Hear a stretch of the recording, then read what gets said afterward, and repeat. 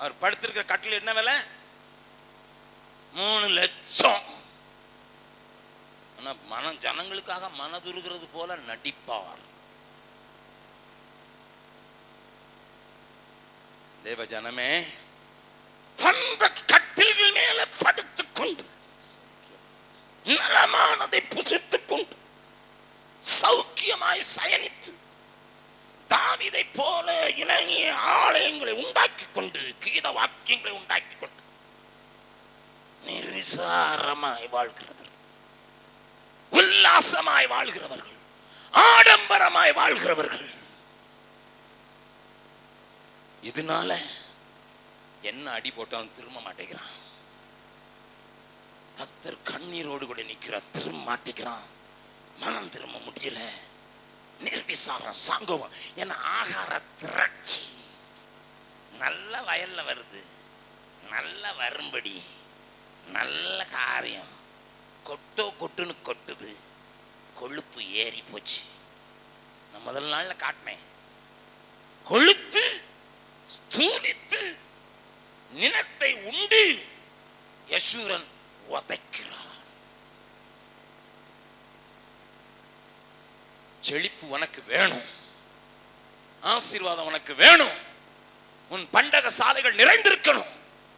அது தேவனுடைய சித்தம், விருப்பம். ஆனா எதுக்கு? எதுக்குயா? எதுக்கு?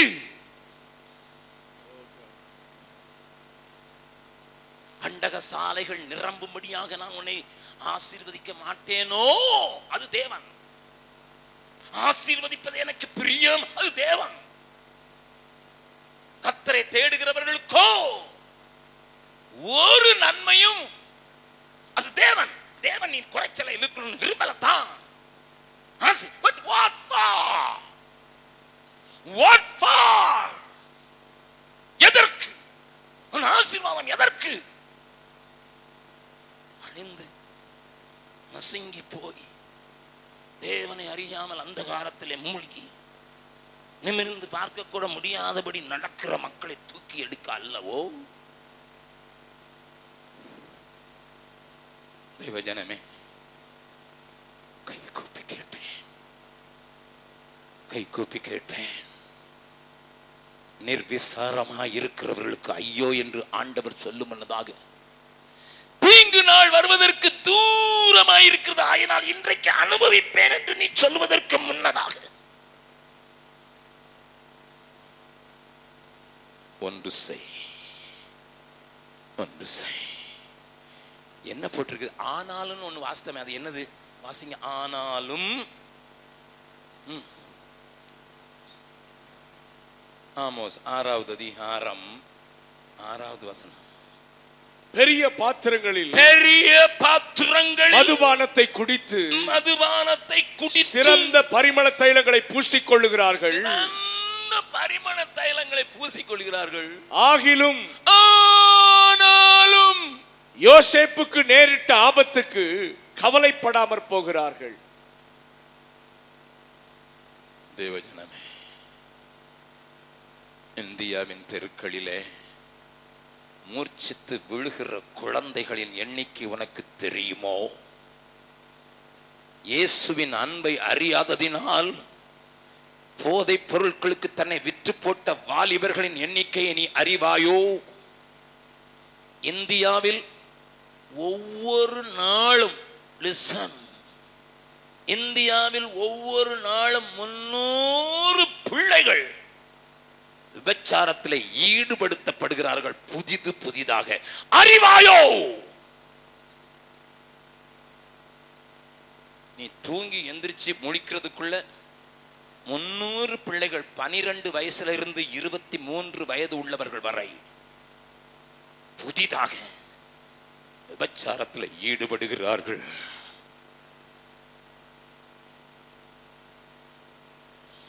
பீகார்ல ஒரு 16 வயது பிள்ளைய ஒரு பையன் கூட்டிட்டு வந்தான். அவனுக்கு 19 வயசு.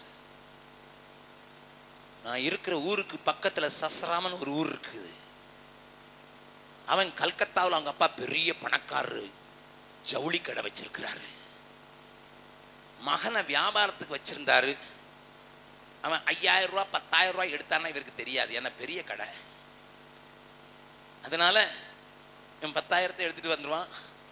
கல்கத்தாவில் போய் அந்த சிவப்பு பகுதிகளில், விளக்கு பகுதிகளில் போய், விபச்சார விடுதிகளில் போய் வேசிகளோடு கூட ஒருத்திக்கு 10,000 இல்லைன்னா 5,000 கொடுத்து 1 மணி நேரம் இன்பத்திற்காக இருந்து விட்டு வந்து விடுவான்.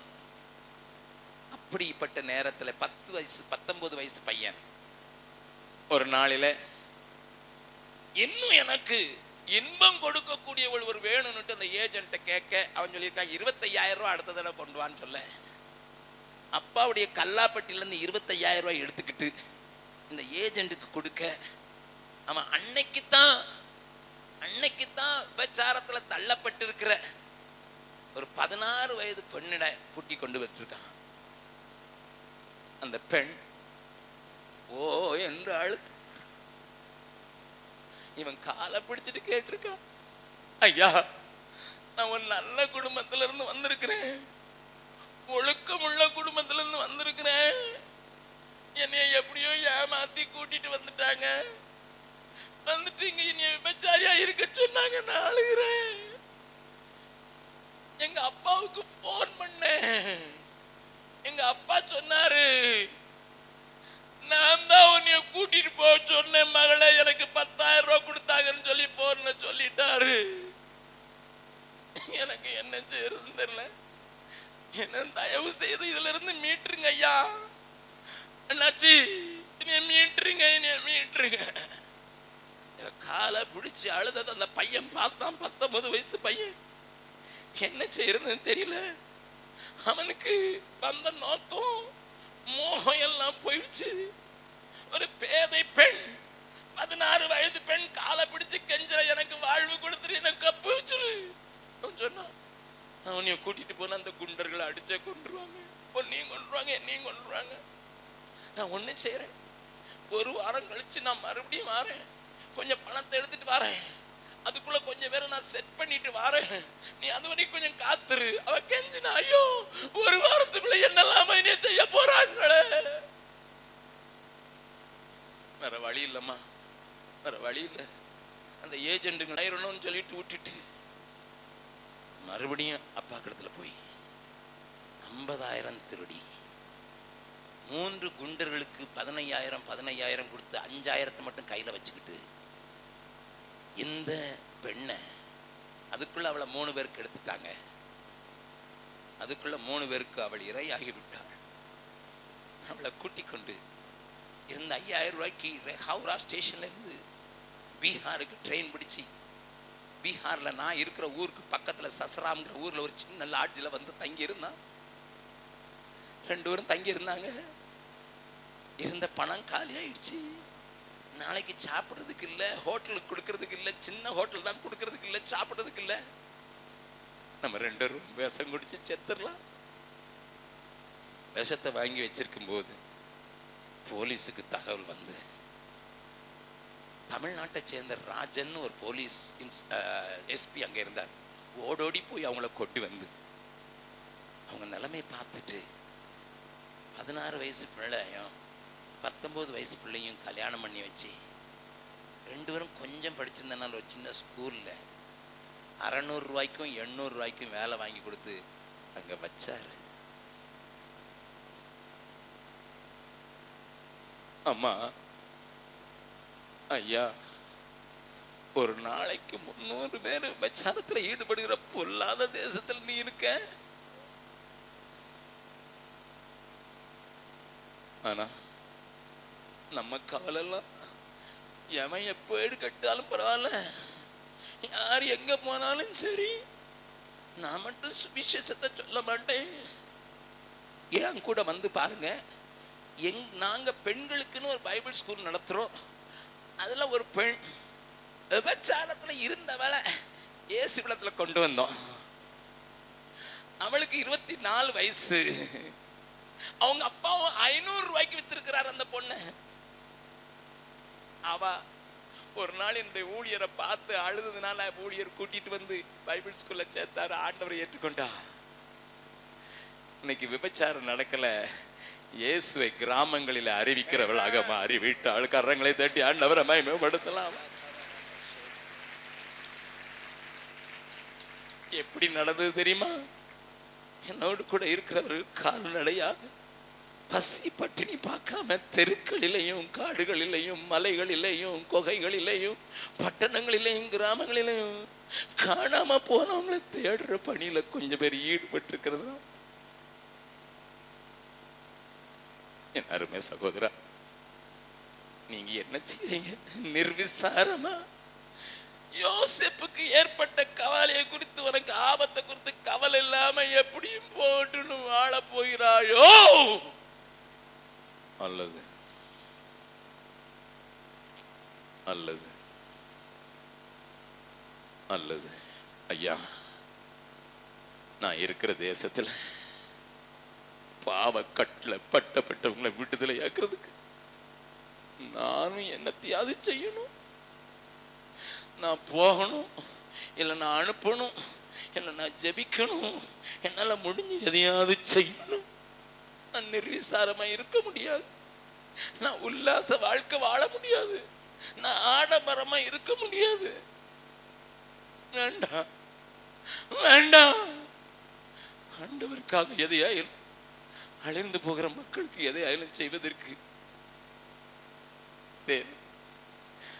விழுந்து போன கூடாரங்கள் தாவீதின் கூடாரத்தை எடுத்து நிறுத்துறதுக்கு நானும் கை கொடுப்பேன்னு சொல்றவங்களை தேடி ஆத்தூர் பட்டணத்துக்கு வந்திருக்கிறான்.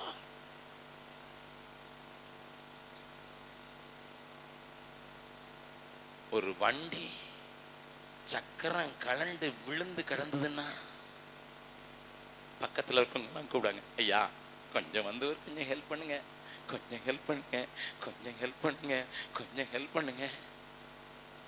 எந்த பக்கம் தூக்குவீங்க சொல்லுங்க? பெரிய மாட்டு வண்டி, காங்கேயம் காலை பூட்டி போன வண்டி, திடீர்னு பக்கத்துல இருக்கிற ஒரு ஊர்ல கரண்டு உடைஞ்சு போச்சுது, விழுந்துட்டு மாட்டுக்கு அப்படியே இழுக்குது. ஒரு பக்கம் சக்கரம் இருக்குது, இன்னொரு பக்கம் அச்சில தான் கீழே நிக்குது. சக்கரம் கீழே விழுந்து போயிடுச்சு, தூக்கணும் அப்படின்னு சொன்னா எந்த பக்கம் தூக்குவீங்க? எங்க சக்கரம் இல்லையா அங்கதானே தூக்குவீங்க. ஆனா நம்ம ஊர்ல என்ன நடக்குது தெரியுமா? எங்க ஊர்ல என்ன நடக்குது தெரியுமா? எங்க சக்கரம் இருக்குதோ அங்க இன்னொரு சக்கரம், இன்னொரு பாஸ்டர், இன்னொரு சபை, இன்னொரு சபை தூக்குறோம் தூக்குறோம். விழுந்து போன இந்தியாவை தூக்குறோம். உண்மைதானே? உண்மைதானே? இந்த பக்கம் ஒரு சக்கரம் இல்லை. என் கூட வாங்க ஐயா, வட இந்தியாவுக்கு ஒரு தாலு ஆவல, ஒரு தாலு ஆவல ஒரு கிறிஸ்தவன் இல்லையா? இயேசுவின் அன்பை அறிவித்து பாவியின் சாவை கூவி அறிவிக்கிற மனுஷன் ஒருத்தனும் இல்ல. ஒரு தாலு கவலை இல்ல, ஒருத்தனும் இல்ல. எந்த பக்கம் தூக்க போறீங்க? விழுந்து போன தாவீதின் கூடாரத்தை தூக்க, அதை சீர்படுத்தி நிறுத்த, மறுபடியும் தேவ கிரியை இந்த உலகத்துல காண்பிக்க. தங்கச்சி ஒன்னு,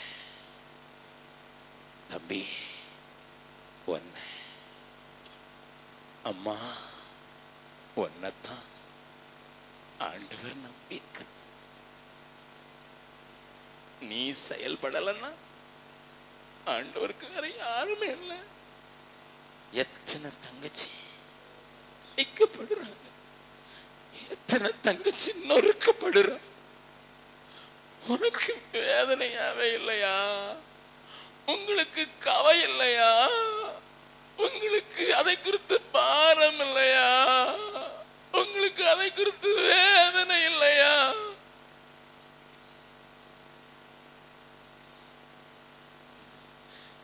என் ஜனம் பாவத்தில் மாழ்கிற